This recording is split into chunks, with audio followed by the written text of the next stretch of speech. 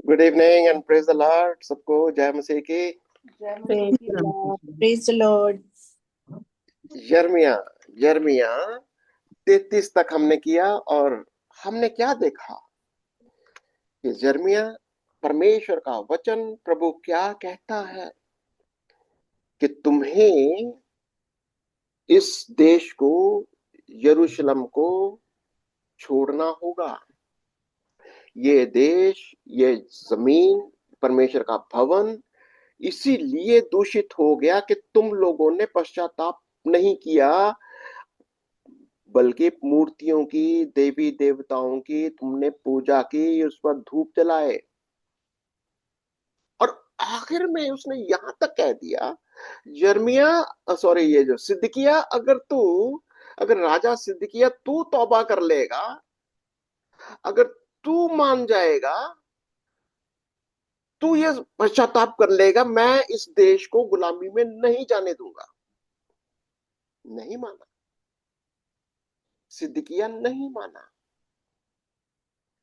परमेश्वर का वचन सिखा रहा था कि मैं तुम लोगों को गुलामी में डालने का, भेजने का मेरा कोई इरादा नहीं है, क्योंकि तुम लोग आज्ञाकारी नहीं हो, क्योंकि तुम लोगों ने मेरे मंदिर को दूषित किया, इस जमीन को दूषित किया, इन देवी देवताओं की पूजा करी, और मेरे नाम को तुमने बिल्कुल निंदा कर दिया, उसका अपमानित कर दिया। अब मैं इस जमीन को नाश करूंगा। पर लेकिन प्रभु अपने लोगों को, कौन, यहूदा को, इज़राइल को कहता, मैं नाश नहीं करना चाहता, बल्कि मैं चाहता हूं कि तुम लोग समझ जाओ कि मैं तुम्हें बचाना चाहता हूं। अगर तुम विश्वास कर लोगे तो मेरे पुत्र के वंश के हो जाओ, वंश के में आ जाओ। अगर तुम मेरे पुत्र में विश्वास करोगे, मेरे वचन में विश्वास करोगे, मैं तुम्हें वापस ले आऊंगा।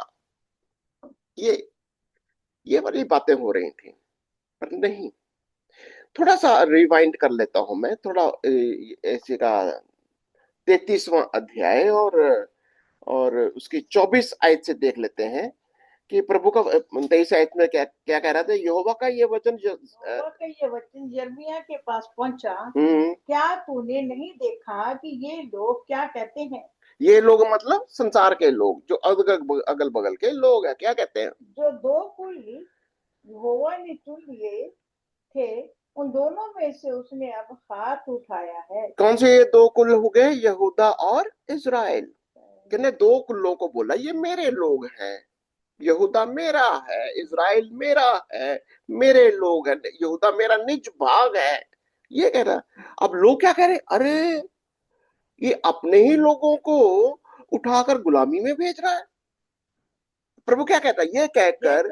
ये मेरी प्रजा को तुच्छ जानते हैं हम्म, और कि वे जाति उनकी दृष्टि में गिर गई है। और लोग क्या कहने लगे कि ये जो जाति है, ये यहूदा, इज़राइल, परमेश्वर की दृष्टि में बिल्कुल तुच्छ हो गई है, वो इनको नाश करना चाहता है। वो मकसद नहीं था उसका। उसका मकसद ये है कि तुम यहां से निकलो और मैं इस जमीन को पवित्र करूंगा। इसको देखो, इसको एनालॉजी को समझना होगा, बहुत बहुत जरूरी है। जैसे परमेश्वर आज भी कहता है कि ये वाली सृष्टि से निकलो बाहर, ये वाला पाप का शरीर, इसमें से पश्चाताप करके किस में आ जाओ? यीशु मसीह को ग्रहण कर लो, इसको छोड़ो। मैं इसको नाश करता हूं, करने जा रहा हूं। यीशु मसीह ने इसी शरीर को क्रूस के ऊपर बलिदान देकर, इसको इसको बहुत दुखी मृत्यु के साथ, जो हमने गुड फ्राइडे सीखा, ईस्टर में क्या किया उसने? जी उठा, यानी जयवंत हो गया।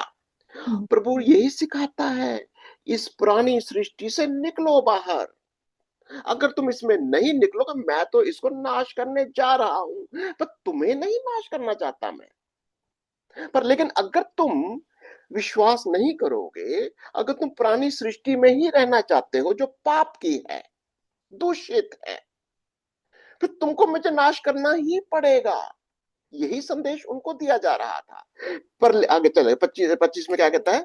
यहोवा यूं कहता है, यदि दिन और रात के विषय मेरी वाचा अटल ना रहे, और यदि आकाश और पृथ्वी के नियम मेरे ठहराए हुए ना रह जाए, तब ही मैं याकूब के वंश से हाथ उठाऊंगा और अब्राहम, इसहाक और याकूब के वंश पर प्रभुता करने के लिए अपने दास दाऊद के वंश में से किसी को फिर ना ठहराऊंगा, परंतु इसके विपरीत मैं उन पर दया करके उनको बंधुआई से लौटा लाऊंगा। मैं तुमको वापस ले आऊंगा। यानी मेरी वाचा, जैसे अगर जमीन या सूरज चांद सितारे, अगर जैसे ये समय पर आता है, सूरज जाता है, चांद सितारे ये नियम के अंदर रहते हैं, वो मेरी वाचा को मानते हैं, वो मेरे नियम को मानते हैं, अगर वो टूट जाए तो फिर मेरी ये वाचा जो मैंने इनके साथ बांधी है, किससे?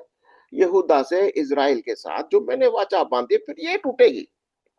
पर लेकिन वो तो नहीं टूट सकता। सूरज चांद सितारे अपने समय पर आएंगे, वैसे ही मेरी वाचा इनके साथ बंधी हुई है।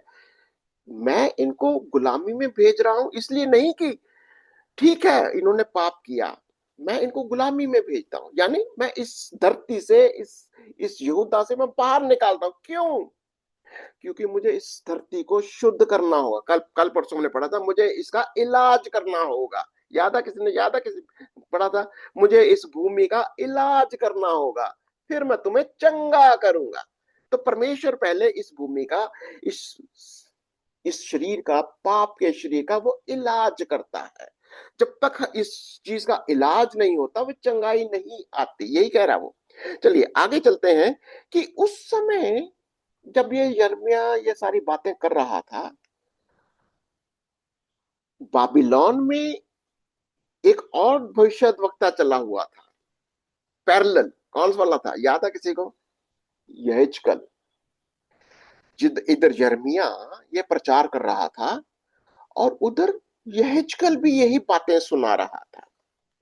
विश्वास करो, परमेश्वर का वचन कहता है कि मैं तुम्हें वापस ले आऊंगा।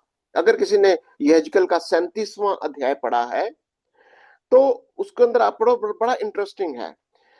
और वो कहता है कि उसको बोला ये सूखी हड्डियों की तराई, 1 से 14 तक अगर पढ़ेंगे, अगर ज्यादा नहीं पढ़ूंगा, आप अपने आप पढ़ लेना उसको। वो यहेजकल को एक दर्शन देता है, एक एक ऐसी तराई है जिसके अंदर सारी सूखी हड्डियां, मरे हुए लोग। कहता है इस तराई को देख, सूखी हड्डियां। कहता है ये क्या है? कहता है ये यहूदा और इज़राइल है, क्योंकि परमेश्वर इस पुरानी सृष्टि में वो नाश कर दिया मैंने। क्या करने जा रहा हूं मैं? कहता है इसकी ओर देख, और देखते देखते ही उनके अंदर वो मांस आ गया, उनके अंदर हड्डियां इकट्ठी हो गई, वो एक पूरा शरीर बन गया। बोलता ऐसे ही मैं इनको वापस इस स्थान पर लेकर आऊंगा। यानी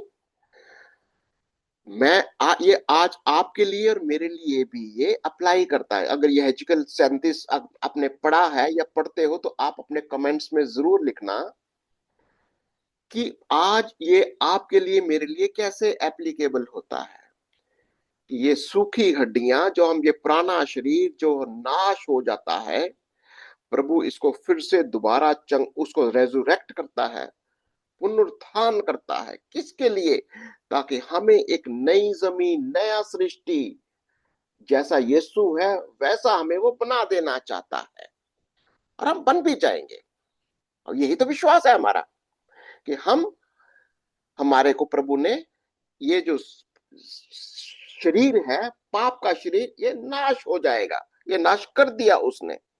खैर ये सारी चीजों को पढ़ते पढ़ते जाना कि उधर से यहेजकेल भी यही भविष्यवाणियां कर रहा था। उसी समय की बात है जब यिर्मयाह यहां पर कह रहा था कि तुम लोग विश्वास करो, विश्वास करो कि प्रभु आपको नाश नहीं करना चाहता। तुमको बस अब थोड़े समय के लिए, 70 साल के लिए बाबिलोन की गुलामी में चले जाओ। आइए आज हम देखेंगे यिर्मयाह और उसका 34वां अध्याय, चैप्टर 34। ओके। क्या चल रहा हाँ, पहली आयत से? यिर्मयाह 34 जिसकी हम्म, हेडिंग है सिदकिय्याह के लिए एक संदेश। हम्म, जब बेबीलोन का राजा नबूकदनेस्सर अपनी सारी सेना समेत और पृथ्वी के जितने राज्य उसके वश में थे उन सबों के लोगों समेत यरूशलेम और उसके सब गांवों से लड़ रहा था, तब हम्म। यहोवा का ये वचन यिर्मयाह के पास पहुंचा। तो क्या हो रहा था उस वक्त? ये उस समय की बात है। अगर आप हिस्ट्री को पढ़ेंगे, क्रॉस रेफरेंसेस को पढ़ेंगे, हो क्या रहा था इधर से ये यरूशलेम के लोग क्या कर रहे थे, राजा लोग, सिदकिय्याह, वो मिस्र वालों को बुला रहे थे। अरे आओ यार हमारी मदद करो। मिस्र के फिरौन को बुला रहे हैं, वो भी आ गया लड़ाई करने के लिए। बाबिलोन का राजा आ रहा है, सिदकिय्याह क्या कर रहा है? मिस्र को मदद के लिए बुला रहा है। प्रभु के पास नहीं जा रहा, मिस्र के पास जा रहा था ये। अब प्रभु का आगे वचन पढ़िए जरा। इसलिए प्रभु ने क्या कहा? इज़राइल का परमेश्वर यहोवा यूं कहता है, जा और यहूदा के राजा सिदकिय्याह से यह कह, हम्म, यहोवा यूं कहता है, देख, मैं इस नगर को बेबीलोन के राजा के वश में कर देने पर हूँ और हम्म। वह इसे फुकवा देगा। वो इसे फुंकवा देगा, आग लगा देगा। तेरे भवन को ही नहीं, परमेश्वर के मंदिर को भी वो आग लगा देगा। यहूदा के अंदर सारे नगर को वो नाश कर देगा। अब सिदकिय्याह की समस्या क्या चल रही है? सिदकिय्याह के सलाहकार हैं, सिदकिय्याह के एडवाइजर्स हैं, जिसको मैं अभी थोड़ी देर पहले बातें कर रहे थे। वो एक परंपराओं पर चल रहे हैं। परंपरा क्या है? कुछ नहीं होगा, हमारा परमेश्वर बड़ा बलवान है, बड़ा प्यारा है, बहुत प्रेमी है, वो कुछ नहीं होने वाला है, प्रभु हमारे साथ है।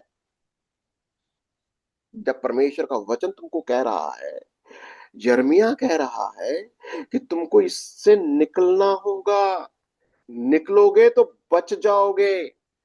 पर कुछ एडवाइजर जो उस रीति रिवाजों पर चलने वाले थे, वो सिदकिय्याह को उसकी एडवाइस कर रहे हैं, कुछ नहीं होगा, इस यिर्मयाह की बात को मत सुनो।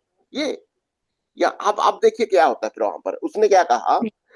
तू उसके हाथ से ना बचेगा, हाँ, निश्चय पकड़ा जाएगा और हाँ। और उसके वश में कर दिया जाएगा, और तेरी आंखें बेबीलोन के राजा को देखेंगी और तुम आमने सामने बातें करोगे और तू बेबीलोन को जाएगा। तो जितना मर्जी तेरे एडवाइजर्स, तेरे सलाहकार, तेरे धर्म के गुरु जो मर्जी तुम्हें परंपराओं के साथ, तुम्हारी रीति रिवाजों के साथ तुम्हें जो मर्जी सिखाए, लोगों को पढ़ाए, गलत हो जाएगा। तुमको गुलामी में जाना ही पड़ेगा। तुमको बाबिलोन की अधीनता में जाना है। वो तुम बाबिलोन के राजा के आमने सामने खड़े हो जाओगे, पेश कर दिए जाओगे तुम।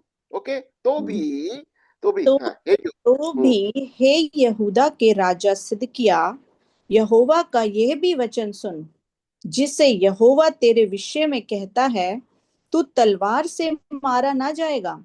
अब इसको डर किस बात कर रहा था? बड़ी बेइज्जती होगी मेरी तो, मुझे तो तलवार से मार। परमेश्वर का वचन क्या कहता है? डर मत, तू आराम से जा। तेरी तुझे तू मरेगा नहीं, मैं तेरे को तलवार से नहीं मरवाऊंगा। पर लेकिन उसको फिर भी कहता, तू शांति, तो पांचवी आयत को देखो। तू शांति के साथ मरेगा, हम्म, और जैसा तेरे पितरों के लिए, अर्थात जो तुझसे पहले राजा थे, उनके हम्म। लिए सुगंध द्रव्य जलाया गया, वैसा ही तेरे लिए भी जलाया जाएगा। और लोग ये कहकर, हाय मेरे प्रभु, तेरे लिए छाती पीटेंगे। यहोवा की यही वाणी है। यानी तेरे को पूरा, तेरे को जो कहते हैं ना, संस्कारों के साथ दफनाया जाएगा। तो चिंता मत कर, तेरी इज्जत बची रहेगी, तो चिंता मत कर। तो वहां जाएगा और लोग तेरे लिए रोएंगे भी, तेरे लिए विलाप भी करेंगे, तेरे को अच्छी तरीके से दफनाया भी जाएगा, और तू मरेगा। पर लेकिन तलवार के साथ नहीं तो मरेगा। ये प्रभु का वचन कह रहा था उसको। तब क्या क्या हुआ छठी आयत के अंदर? ये सब वचन यिर्मयाह भविष्यद्वक्ता ने यहूदा के राजा सिदकिय्याह से यरूशलेम में उस समय कहे, जब बेबीलोन के राजा की सेना यरूशलेम से और यहूदा के जितने नगर बच गए थे उनमें उनसे अर्थात लाकीश और अजेका से लड़ रही थी, क्योंकि यहूदा के जो गढ़ वाले नगर थे उनमें से केवल वे ही रह गए थे। यानी ये जो नगरों की बात हो रही है ना, अगर आप बाइबल पढ़ेंगे तो बड़े गढ़ वाले नगर थे, यानी किला टाइप के नगर है ये। लोकेश और अजय का ये सारे जो थे बड़े गढ़ वाले नगर, मजबूत गढ़ थे उनके। पर लेकिन वह कहता है ये यही लड़ रहे थे। अब प्रभु का वचन क्या सिखा रहा था उनको? हम्म आगे, दासों से कपटपूर्ण व्यवहार। यहोवा का ये वचन यिर्मयाह के पास उस समय आया जब सिदकिय्याह राजा ने सारी प्रजा से जो यरूशलेम में थी ये वाचा बंधाई कि दासों के स्वाधीन होने का प्रचार किया जाए। अच्छा सुनो जरा, अभी क्या हो रहा है? पैरेलल वो जो इनके जो झूठे, इनके जो जो एडवाइजर्स थे ना, धर्म के गुरु, हम्म वो लोग कहते थे चलो प्रार्थना करते हैं, प्रभु की आज्ञा का पालन करते हैं। प्रभु का वचन कहता था कि चलो किसी को, हमको गुलामी नहीं जाना, चलो गुलामों को छोड़ देते हैं। क्योंकि प्रभु का वचन कहता है कि तुमको गुलाम नहीं बनाने चाहिए, अगर बनाते भी हो तो 7 साल के बाद में 6 साल रखो, 7वें साल छोड़ देना। अब ये जो ये मतलब ये जो ट्रेडिशन वाले जो इनके जो थे, उन्होंने राजा को बोला चलो ऐसा करते हैं कि जितने हमारे गुलाम हैं, जिनको हमने गुलाम बनाया है, हम उसको छोड़ देते हैं, शायद प्रभु हमारे को गुलामी से जाने से छोड़ दे। अच्छी बात। पर लेकिन देखें क्या हुआ फिर। तो यहोवा का ये वचन आया कि उन्होंने क्या कहा, दासों को सावधान होने का प्रचार किया जाए। ठीक है कि कि सब लोग अपने अपने दास दासी को जो इब्री या इब्रिन हो हम्म, स्वाधीन करके जाने दें, और कोई अपने यहूदी भाई से फिर अपनी सेवा ना कराए। यानी जितने को तुमने गुलाम बना रखा है, जितने तुम्हारे भाई इब्री भाई हैं, छोड़ दो भाई, छोड़ दो। क्योंकि गुलाम बनाएंगे, हम गुलाम बनाएंगे, प्रभु हमें गुलाम बनाएगा। बहुत अच्छी बात है, चलो कोई बात नहीं। अब क्या हुआ? तब सब हाकिमों और सारी प्रजा ने यह प्रण किया कि हम अपने अपने दास दासियों को स्वतंत्र कर देंगे हम्म और फिर उनसे अपनी सेवा ना कराएंगे। इसलिए उस प्रण के अनुसार उनको स्वतंत्र कर दिया।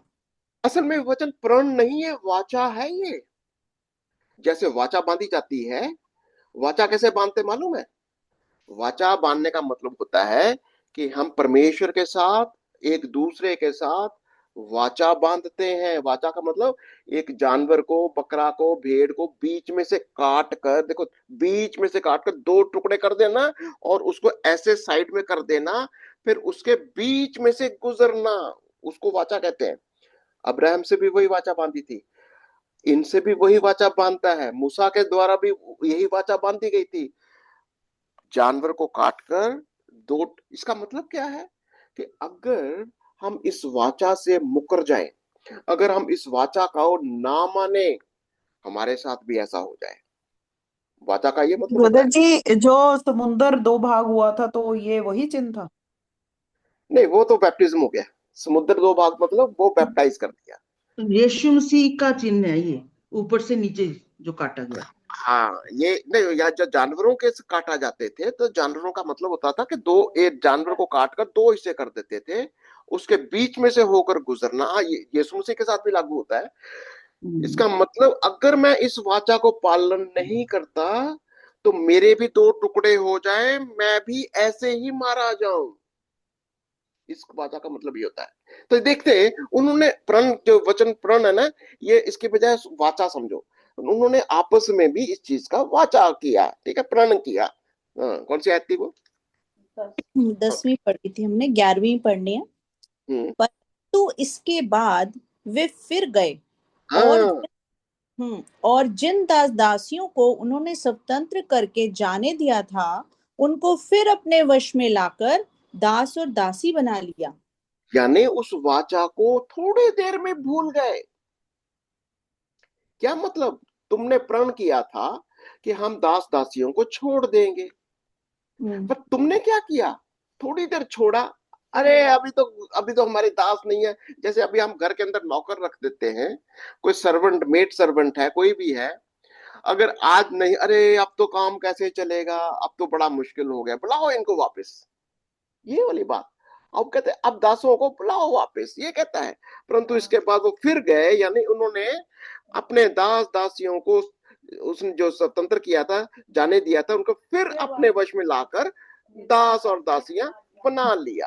ठीक है, फिर क्या हम्म हुआ? तब तब यहोवा ने क्या कहा? तब यहोवा की ओर से ये वचन यिर्मयाह के पास पहुंचा। हाँ, इज़राइल का परमेश्वर यहोवा तुमसे यूं कहता है, जिस समय मैं तुम्हारे पितरों को दासत्व के घर अर्थात मिस्र देश से निकाल ले आया, उस समय मैंने आप उनसे ये कहकर वाचा बांधी।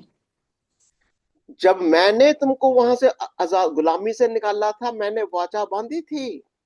क्या वाचा बांधी थी? क्या क्या वाचा? तुम्हारा, हाँ, पढ़ूं? हम्म। तुम्हारा जो इब्री भाई तुम्हारे हाथ में बेचा जाए, उसको तुम 7वें बरस में छोड़ देना।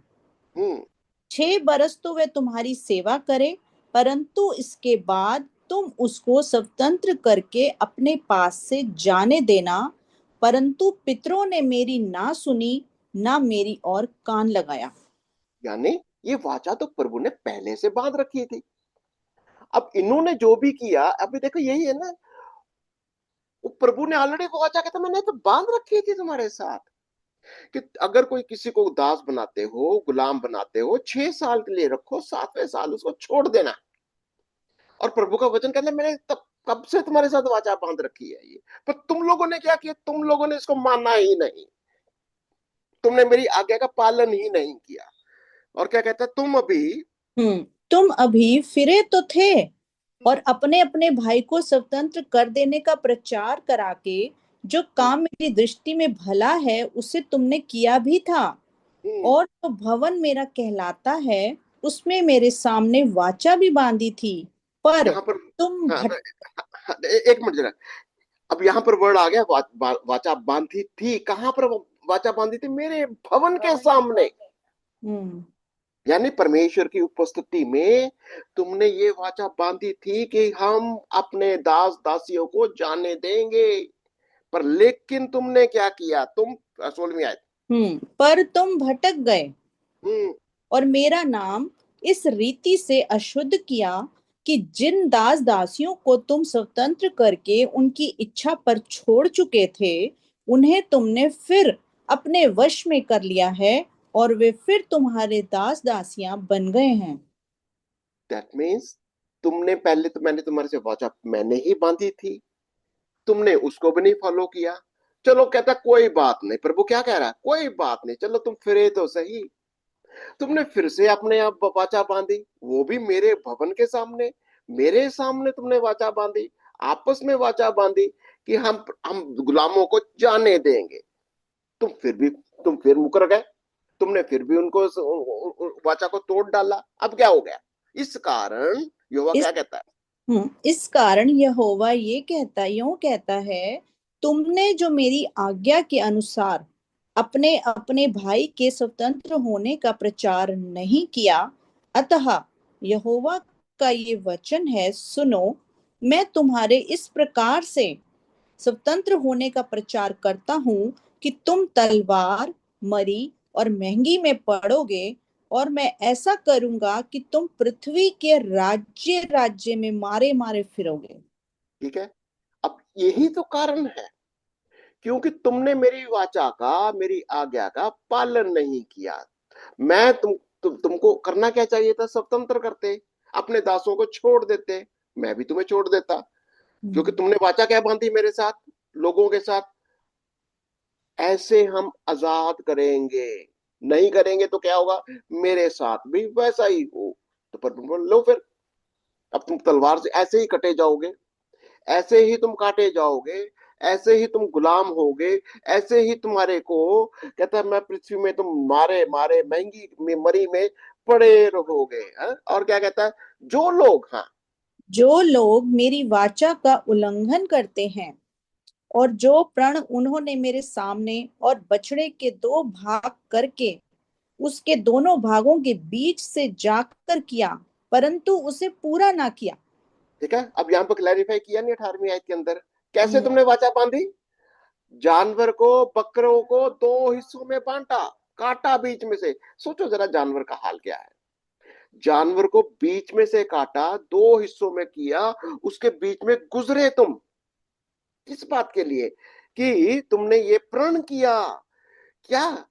ये वाचा बांधी के दो परंतु तुमने इस वाचा को पूरा नहीं किया। अर्थात क्या किया 19 आयत में? अर्थात यहूदा देश और यरूशलेम नगर के हाकिम, खोजे, याजक और साधारण लोग जो बछड़े के भागों के बीच से होकर गए थे, हम्म, उनको मैं उनके शत्रुओं अर्थात उनके प्राण के खोजियों के वश में कर दूंगा, और हाँ, शव आकाश के पक्षियों और मैदान के पशुओं का आहार हो जाएंगे। ठीक है। तो ये परमेश्वर का वचन क्या कह रहा है? वाचा का मायना क्या है? देखो, वाचा का मायना ये है, कई बार ना हम वाचा को समझते हैं कि सिर्फ परमेश्वर वाचा बांधता है। वो तो वो पहल करता है। जैसे हाथ शेक करना है, वो हाथ बढ़ाता है, हमें हाथ को ऐसे करना होता है, वाचा को ग्रहण करना होता है। अगर वो आपसे वाचा बांध रहा है, आप किसी से वाचा बांधते हो, दूसरे वाले को उसको पकड़ना होगा, उसके अग्री करना होगा। अगर तुम वाचा हमेशा दो व्यक्तियों के बीच में होती है, दो दो जने चाहिए। दो कौन से लोग हैं? दो सब प्रजा के लोग, कम से कम दो लोगों के बीच। वो कहते तुम लोगों ने आपस में वाचा बांधी, तुमने कहा कि हम गुलामों को जाने देंगे, और वो भी बकरे को दो हिस्सों में काट कर तुमने उसके थ्रू होकर किया ये, और उस वाचा को तुमने तोड़ दिया। अब मैं करूंगा, अब मैं ये करूंगा कि अब तुम्हारे को वैसे ही मैं तुम्हें क्या करूंगा, वो तुम्हें उनके शत्रु, पढ़ो जरा आगे। हाँ, उनको मैं उनके शत्रुओं अर्थात उनके प्राण के खोजियों के वश में कर दूंगा। हाँ, उनके शव आकाश के पक्षियों और मैदान के पशुओं का आहार हो जाएंगे। ठीक है, ठीक ऐसे ही तुम काटे जाओगे। और मैं क्या करूंगा? मैं मैं मैं यहूदा के राजा सिदकिया और उसके हाकिमों को उनके शत्रुओं और उनके प्राण के खोजियों अर्थात बेबीलोन के राजा की सेना के वश में कर दूंगा, जो तुम्हारे सामने से चली गई हैं। ठीक है, पर लेकिन प्रभु का वचन क्या कहता है?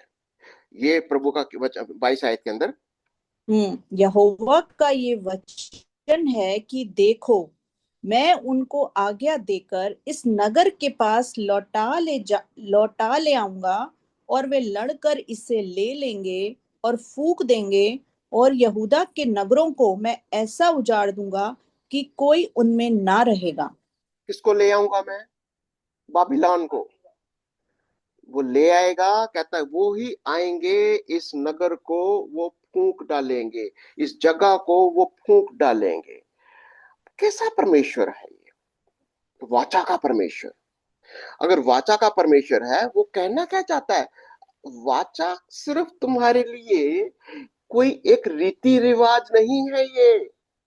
तुमने रात वाचा बांधी, तोड़ दी, कोई परवाह नहीं है तुम्हारे को। बिल्कुल ये बात आज आपके लिए, मेरे लिए, हम सब के लिए है। परमेश्वर ने आपके साथ वाचा बांधी है, किसके द्वारा? यीशु मसीह के लहू के द्वारा।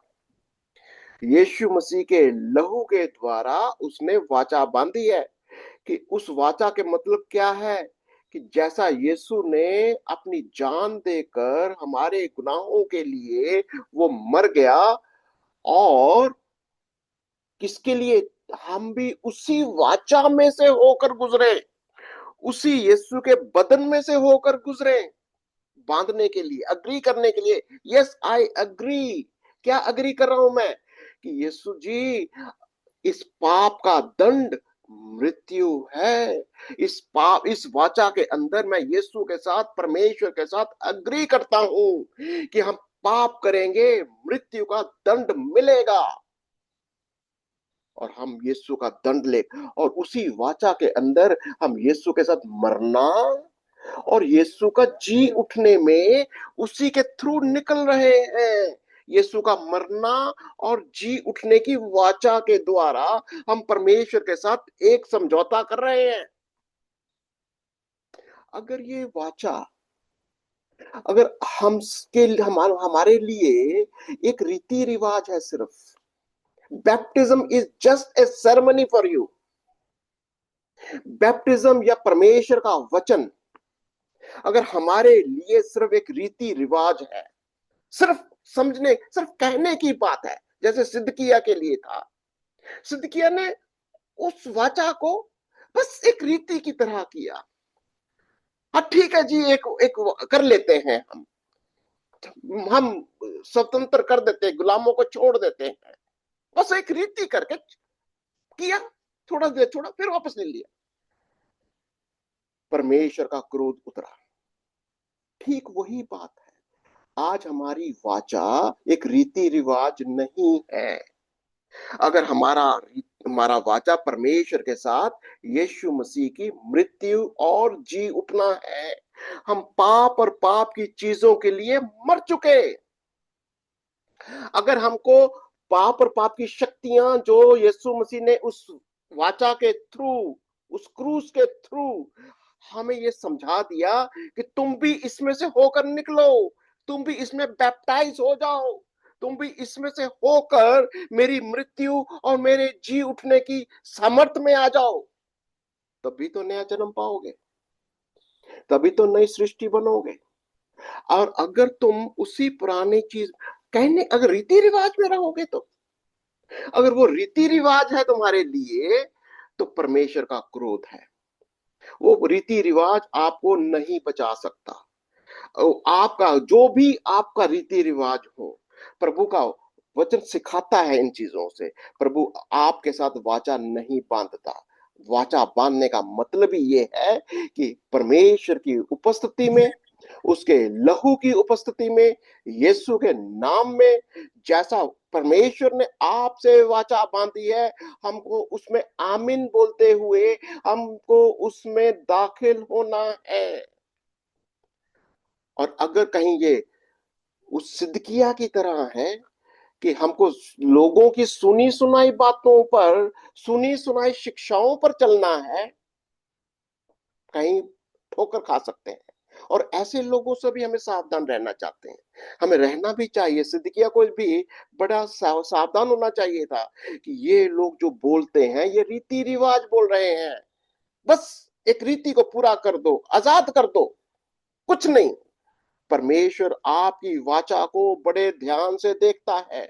आज आप और हम परमेश्वर के साथ जब हम वायदा करते हैं, हम अपने पापों का तौबा करते हैं, हम प्रभु से कहते हैं, प्रभु मैं विश्वास करता हूं यीशु का लहू मेरे गुनाहों के लिए बहाया गया, यीशु मेरे पापों के लिए मारा गया, यीशु मेरे लिए मर गया, यीशु मरा, मैं मर गया, यीशु जी उठा, मैं जी उठा, मैं उस वाचा के अंदर, उसके थ्रू मैं भी चला। हम उसके साथ एकता में है, उसके साथ वो गवाही में है। और ये कोई हमारे लिए कोई सिर्फ एक एक कस्टम नहीं है, रिचुअल नहीं है।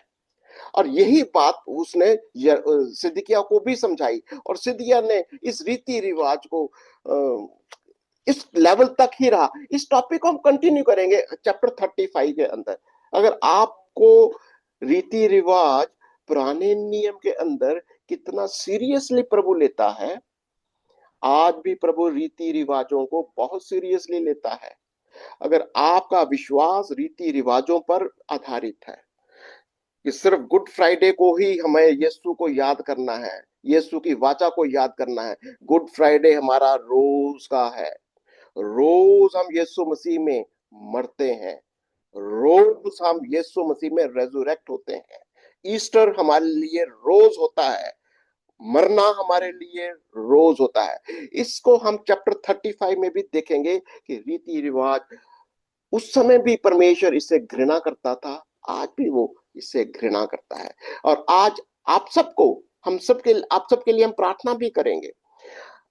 अगर आपके माइंड में कुछ परमेश्वर के वचन को छोड़ कोई और सिखा रहा है, कोई और आपको कुछ शिक्षा दे रहा है जो रीति रिवाजों पर आधारित है, परमेश्वर के वचन पर आधारित नहीं है, जरूर अपने कमेंट्स को लिखिए। आपको अगर कोई सवाल भी है, जरूर आप सवाल पूछिए। हम आपके हर एक सवाल का उस जवाब देना या समझाना की कोशिश करते हैं। हम आपके लिए प्रार्थनाएं भी करेंगे। अगर आपके पास कोई भी प्रार्थना का विषय है, जरूर उसको भी लिख दीजिए। धन्यवाद धन्यवाद पिता परमेश्वर, धन्यवाद करते हैं आज के सुंदर समय के लिए पिता परमेश्वर। धन्यवाद करते हैं इस दास दासी के लिए पिता परमेश्वर, जो उन्होंने वचन दिया है परमेश्वर, हम सब लोगों को वचन वो सुनने पाए और उस वचन पे हम लोग चलने पाए पिता परमेश्वर। मैं धन्यवाद करती हूँ परमेश्वर, जो सिस्टर भारती के लिए मैं पिता परमेश्वर प्रार्थना करती हूँ, वो अच्छे से वचन सुने और वचन पे चलने वाले बनने पाए पिता परमेश्वर। मैं प्रार्थना करती हूँ पिता परमेश्वर, आज के इस वचन में हम सब लोग बहुत अच्छे से समझने पाए परमेश्वर। धन्यवाद करते हैं पिता परमेश्वर, आपने पूरा दिन हमें संभाल रखा। इस पूरी कलिसिया के लिए मैं परमेश्वर प्रार्थना करती हूँ पिता परमेश्वर, दास दासी के लिए प्रार्थना करती हूँ, आप उनकी पूरी फैमिली के लिए प्रार्थना करती हूँ परमेश्वर। जो आपने यर्मिया अध्याय हमें बताया है पिता परमेश्वर, वो आपकी ओर से है पिता परमेश्वर। जो भी आपके दास वचन देते हैं वो आपकी ओर से हैं पिता परमेश्वर। आप हमसे बात करते हैं इस वचन के द्वारा पिता परमेश्वर। मैं धन्यवाद करती हूँ पिता परमेश्वर, मैं प्रार्थना करती हूँ आज पूरी मंडली के लिए पिता परमेश्वर, आज पूरा दिन के लिए जो आपने मुझे संभाले रखा, इस पूरी कलिसिया को संभाले रखा, जो भी भाई बहन ऑनलाइन आते हैं सबको संभाले रखा, इसलिए मैं प्रार्थना करती परमेश्वर। जो भी मुझे नहीं आता है परमेश्वर, आप सिखाने वाले बने पिता परमेश्वर। आपकी इच्छा अनुसार मैं जीवन अपना जीने पाऊं पिता परमेश्वर अच्छे से। जो भी आप कहना चाहते हैं हमसे, वो आप वचन के द्वारा मेरे से बात करने पाए पिता परमेश्वर। मैं अपना सारा जीवन पिता परमेश्वर आपकी इच्छा के अनुसार जीना चाहती हूँ परमेश्वर। हर किसी के जीवन में, भाई बहन के जीवन में जो भी दुख परेशानियां, जो भी शैतान है पिता परमेश्वर, वो यीशु के नाम से दूर होने पाए पिता परमेश्वर। मैं प्रार्थना करती हूँ हर एक भाई बहन इस वचन के द्वारा आशीषित होने पाए पिता परमेश्वर। धन्यवाद करती हूँ परमेश्वर, आपने इतने अच्छे दास दासी दिए हैं जो हमें वचन के द्वारा आप हमसे बात करते हैं पिता परमेश्वर। मैं प्रार्थना करती हूँ जो भी मुझे नहीं आता परमेश्वर, मैं बहुत अच्छे से प्रार्थना करने पाऊँ। आपका आशीष, आपका अनुग्रह हमेशा मेरे ऊपर होने पाए और सारे भाई बहनों के ऊपर, आपके दास दासी के ऊपर पिता परमेश्वर। धन्यवाद करती हूँ पिता परमेश्वर, छोटी सी दुआ प्रार्थना यीशु के नाम से मांगती हूँ। आमीन आमीन आमीन। आमीन एंड आमीन। प्रभु आपको बहुत आशीष और बरकत दे।